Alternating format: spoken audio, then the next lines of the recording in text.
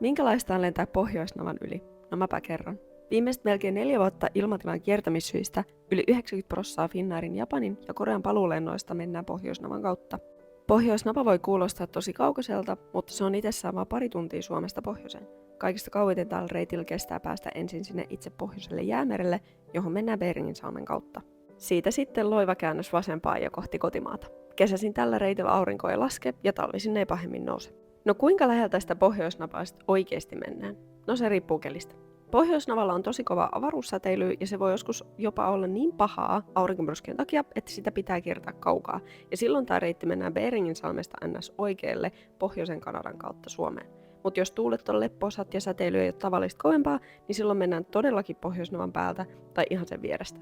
Esimerkiksi tässä meidän Osakan paluussa lentoaika oli jälleen 4 tuntia, me oltiin juuri saapumassa siihen reitin pohjoisempaan kohtaan, joka oli vain 50 kilsaa Pohjoisnavasta. Pohjoisessa tuulet on yleisesti tosi lepposat, ja se loppuosa matkaa harvemmin on turbulenssia, mutta matka Beringinsalmelle varsinkin kesäsi on todella pomppusa kovien tuulten takia.